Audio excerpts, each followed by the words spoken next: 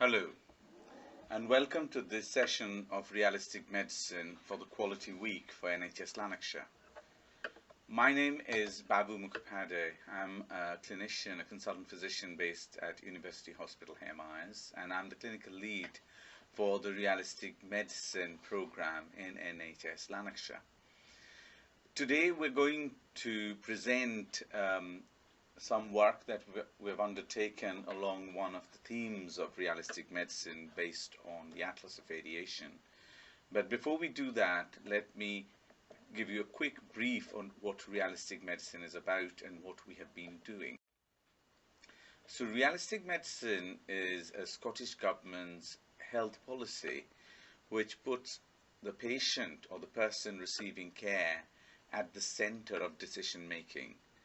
In the shared decision-making template, the balance of decision-making should shift from just the healthcare individual or the healthcare professional providing the opinion or making decisions to making decisions together between the person receiving the care and the healthcare professional. And broadly, this is what encompasses realistic medicine, and essentially it means doing the right thing for the right person and not providing everything that's technically available to every patient. There are 6 key themes around realistic medicine, which include changing our style to shared decision making, building a personalized approach to care or more person-centered care, reducing harm and waste, reducing unnecessary variation in practice, managing risk better, and promoting and becoming improvers and innovators. And within Lanarkshire, we have been working along all these themes. We have previously presented our work on shared decision making and 5 question cards, and we've also presented work on treatment escalation plans, and there are further programs on treatment escalation plans as part of the Quality Week, and this falls within the reducing harm and waste section of the realistic medicine program. But for this session, we're going to focus on reducing unnecessary variation in practice. The Scottish Government's overall aim is that by 2025, everyone who provides healthcare in Scotland will demonstrate their professionalism through the approaches, behaviours and attitudes of realistic medicine. Tackling unwarranted harm and variation. So variation exists in all forms of healthcare. The Information Services Division published atlas maps up until that's the start of COVID on several disease conditions showing the prevalence of procedures and prevalence of provision of care for certain conditions across different health boards and local health areas of Scotland. And of these maps, there were surgical specialties and surgical procedural maps and medical specialties and medical outcomes and interventions map. When we studied these maps locally, we found that for certain conditions, there was some variation within Lanarkshire and in Lanarkshire compared to the rest of Scotland that could not be accounted by population size or population difference, etc. This is what we call unwarranted variation, variation that cannot be explained based on the population characteristics. And when that happens, one needs to look into their own data to see why that variation is happening and what can be done to minimize that variation. I shall leave the second part of the presentation to my colleague Josephine Praveen Kumar to run you through the Atlas of Variation and what we did with a certain atlas map that was published. But before I leave you, I want to direct you to the Realistic Medicine first port page, which has all the necessary information that you may need, and also it has links to the Chief Medical Officer's reports since 2016, and I'd certainly urge you to read the most recent report from the Chief Medical Officer of Scotland 2021, which will give you an updated idea of where we are on this program. So thank you very much, and over to my colleague, Dr. Josephine Praveen Kumar. Thank you. Hello, I'm Josephine Pravin Kumar. I'm a consultant in public health medicine in NHS Lanarkshire, and I'm sharing this piece of work which was undertaken as part of the Realistic Medicine Initiative. I'm grateful to various colleagues who have contributed to this piece of work, and particularly to James Saldana for his efforts in progressing this work.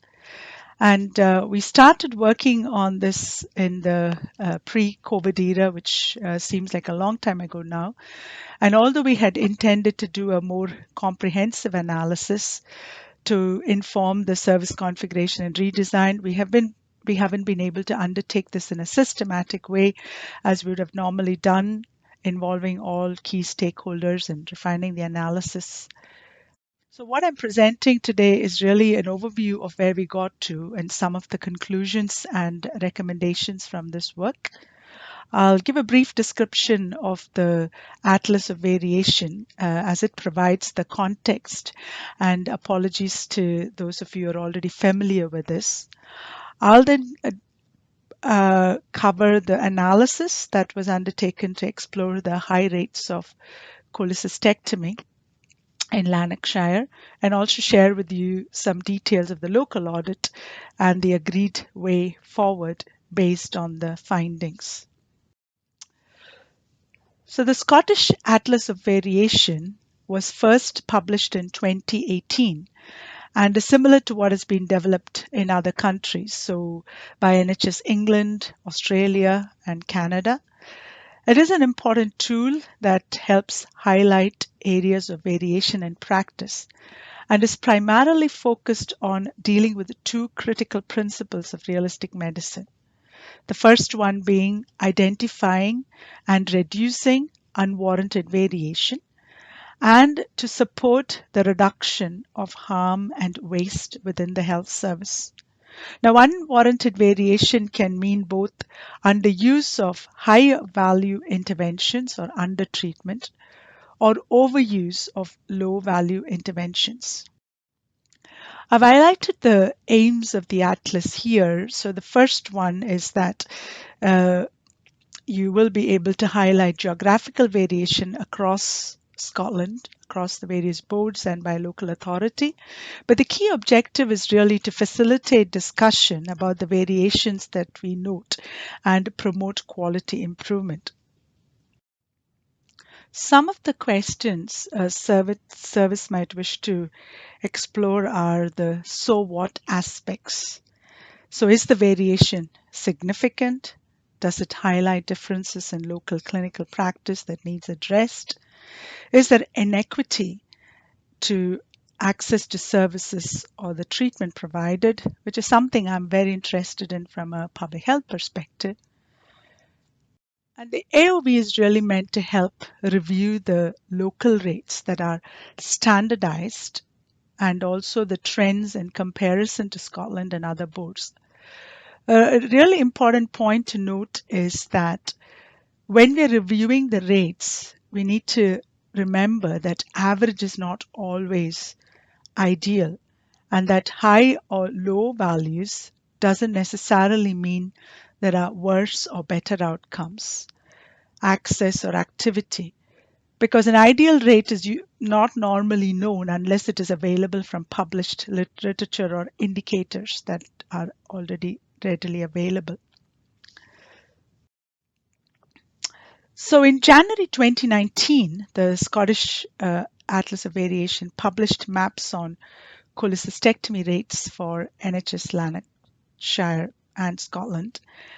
And this is a sample map that is produced. And as you can see, the gallbladder removal or cholecystectomy rates are significantly higher for Lanarkshire and for some of the other central Scotland boards.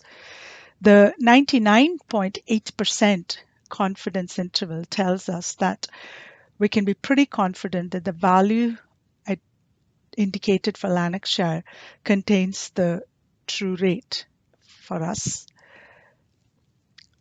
This is another representation of the data, and a couple of boards with much smaller numbers have got higher rates than us, but you can note the confidence interval is wider there.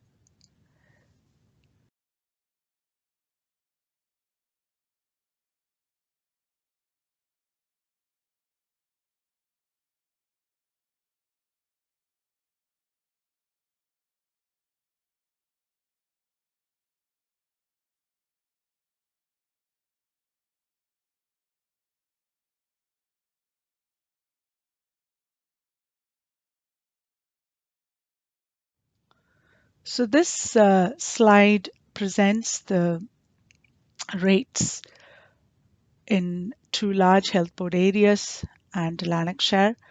And we also looked at the West region as a whole and Scotland as well to compare our local rates. And you can see that Lanarkshire has a much higher rate compared to the rest of the areas we looked at.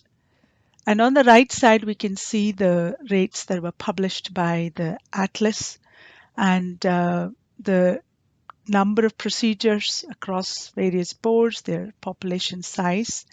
And we also have what we call the crude rates and then the directly standardized rates, which takes into account any differences in age and gender. So we then looked at where these procedures have been performed across Lanarkshire, and we noticed that over one-third of procedures in Lanarkshire residents were undertaken in hospitals outside Lanarkshire. Also, Monklands has generally had a higher number of cholecystectomies, both elective and emergency, performed in the last 5 years. Although in 2019 we have seen a slight decrease for Monklands, but an increase has been noted for the Wishaw site.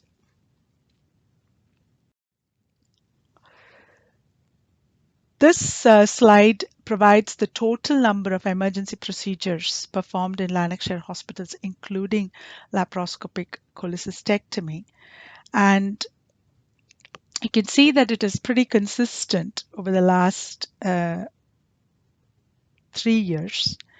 And it was noted as part of the exercise that the three hospitals have different theatre resources available and different pressures in terms of the overall numbers of emergency general surgical operations that are performed each year. We then looked at our proportion of emergency procedures in comparison to other boards, and we found that Lanarkshire was higher in terms of the proportion of emergencies compared to Glasgow or the West of Scotland region. However, NHS Lothian seems to perform the highest number of emergency cholecystectomies in Scotland. A retrospective audit conducted by Dr. Uday Prasad, the senior surgical trainee, involved the review of 457 cases undertaken between January and September 2018 in Lanarkshire. A total of 239 elective, 59 emergencies, and 159 index procedures had been performed. The mean waiting time for an elective laparoscopic cholecystectomy was 4.6 months, but this does not include the waiting times in relation to the Golden Jubilee or other hospitals or private sector. The vast majority of gallbladders removed had disease present, but it doesn't necessarily mean that the gallbladder was causing symptoms and needed removal because we haven't looked into that data. There was no evidence to suggest that Lanarkshire were operating when not needed, but we did note that there was no consistent pathway for management. So in summary, we can conclude that There is published variation in laparoscopic cholecystectomy practices across health boards in Scotland. We do around 1,200 procedures every year, and there is significant variation between the three acute sites. And although there is no evidence that we are performing too many procedures, we do need to look at more data on outcomes for cholecystectomy. And we also did note that residents in North Lanarkshire seem to have a higher number of procedures compared to the South. So I think in terms of the recommendations from this piece of work, we do want to highlight that it is important to review and understand the resources that we are committing to diagnostics, intervention, and theatre access for cholecystectomy across the three sites. And we need to also look at the difference in day case rates and what factors may be influencing that. I think it will be particularly helpful to review the data given the changes in practice relating to COVID-19, as this will help us understand how we might improve future service delivery and development. A short life working group to agree and develop gallbladder pathways for primary care and secondary care, and also for introducing guidelines and pathways for the surgical teams has been set up, and this will be looking at both elective and emergency cholecystectomies, and some of the work has already commenced. So that is a very brief review, and conscious that the analysis is also limited in many ways, but the short life working group should be able to review the current updates to the data and redesign pathways to address the variation in practice and also any waste in the system. Thank you.